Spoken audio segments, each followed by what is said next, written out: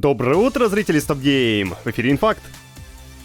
Разработку Tomb Raider The Angel of Darkness сопровождала уйма проблем, из-за чего игру несколько раз переносили, а часть контента пришлось и вовсе вырезать. Но у нас тут готовятся ремастеры Ларки, если что, а раз такое дело, то команда Aspyr, которая ими занимается, решила представить обрезанную часть в том виде, в котором она изначально задумывалась. Что вас ждет в ремастере? Во-первых, обновленные управление и система перемещения. Между классической танковой схемой и современной можно будет выбрать, а героиня станет куда более отзывчивой и динамичной, особенно с контроллером. Плюс камера теперь вращается на 360 градусов, а Лара может прыгать в сторону взгляда игрока и стрелять из укрытий. Ну и главное новшество — вернули сегмент с обучением ползанию. Долгие годы целый кусок уровня был недоступен, а теперь его можно исследовать. Во-вторых, доделали Кёртиса Трента. Его экстрасенсорные умения теперь задействованы в геймплее, позволят управлять клинком Чиругаи, возводить щиты и стремительно атаковать врагов. Еще есть ряд относительно небольших доработок, вроде возвращения некоторых вырезанных записок и реплик, но об этом можете подробнее прочитать в заметке на сайте. Ссылка на нее под видосом. Не только Microsoft сражалась с Федеральной торговой комиссией США. Компании Hoyoverse тоже прилетел от нее ряд предъяв, из-за чего обе стороны решили пойти в суд и выяснить отношения там. И вот суд завершился. Участники достигли соглашения по жалобе. Она касается, к слову, нарушения закона о конфиденциальности детей. Hoyoverse согласилась выплатить штраф в $20 миллионов, а также запретить лицам младше 16 лет, как написано в документе, покупать лутбоксы в Genshin Impact за реальные деньги без согласия родителей. Кроме того, пользователи должны получить возможность, опять же, покупать лутбоксы не только за внутриигровую валюту, но и сразу за доллары. Типа, чтобы сразу было понятно, насколько дорогое удовольствие эти ваши гачи. Как отметил директор Бюро по защите прав потребителей Федеральной торговой комиссии Самуэль Левин, Genshin Impact, цитата, «обманным путем заставляла детей, подростков и других пользователей тратить сотни долларов на призы, которые выиграть практически невозможно из-за крайне низкого шанса на победу». Конец цитаты. Ну, сложно ему что-то противопоставить, прямо скажем. Во всей этой истории есть лишь один странный момент. В пресс-релизе FTC упорно используется термин «лутбоксы», хотя Genshin Impact и прочие тайтлы Hoyoverse базируются на системе гача. Если быть душнилой, то это немного разные вещи. В итоге не совсем понятно, что именно FTC приказала запретить американским подросткам. Нельзя только покупать примагемы или же вообще тратить деньги в Genshin Impact без разрешения опекунов? Затылки задумчиво чешут и сами геймеры из США.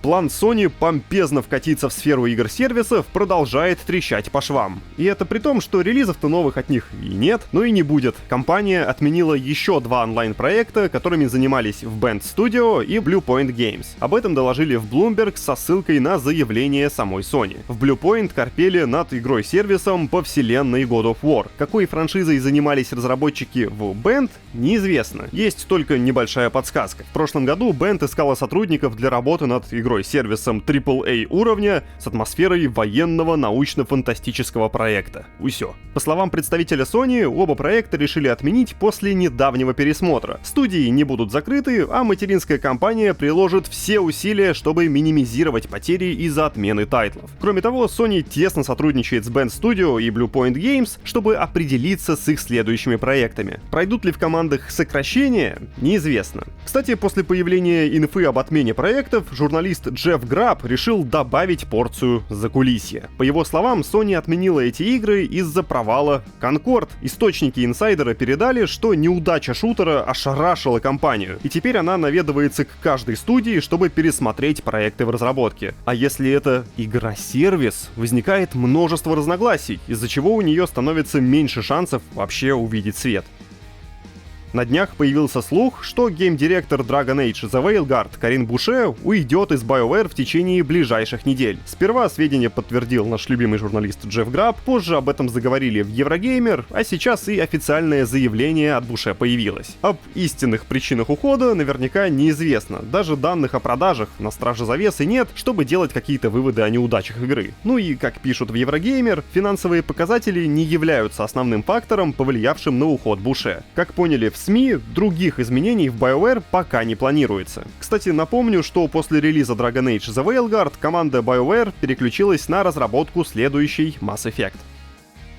Но давайте поговорим о чем-нибудь светлом и добром. А Like a Dragon Pirate Yakuza in Hawaii, например, появились превью нового продукта, сошедшего с конвейера Ryuga Gotoku Studio. Судя по рецензиям, новый спин-офф серии Якудзы может легко претендовать на звание самой безумной игры Ryuga Gotoku Studio. Проект во многом приумножает достижения прошлых частей и расширяет привычные элементы геймплея, а также вводит ряд впечатляющих нововведений. Пишут, что боевая система в реальном времени стала еще более зрелищной и динамичной, управлять пиратским кораблем супер весело, кастомизация судна и его экипажа впечатляет, а мини-игр все еще огромная гора. Отмечают, правда, что некоторых фанатов может отпугнуть радикальная смена тона игры, но разработчики обещают, что основная сюжетная линия по-прежнему будет включать традиционную порцию драмы. Релиз Like a Dragon Pirate Yakuza in Hawaii состоится 21 февраля на ПК, PlayStation и Xbox с русской локализацией текста. Режим «Новая игра плюс», кому интересно, появится уже после запуска с бесплатным обновлением.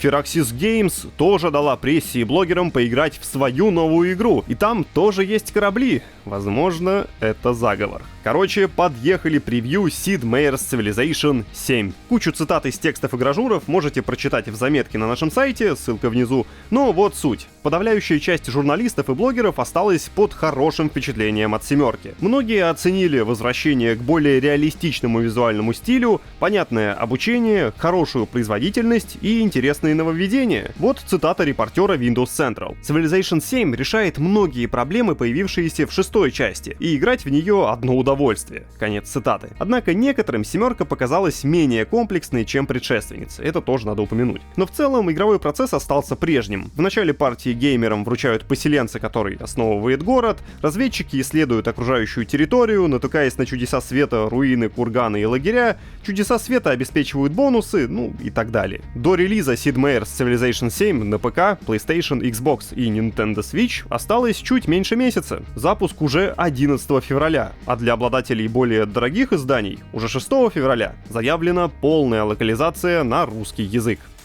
А вот и все новости на сегодня. Теперь приглашаю вас посмотреть новый разбор полетов Call of Juarez, а после почитать целых 2 обзора от Кирилла Волошина. Он рассказал про маусвошинг и про обнову Wuthering Waves 2.0. Не забудьте про лайк и хорошего вам понедельника.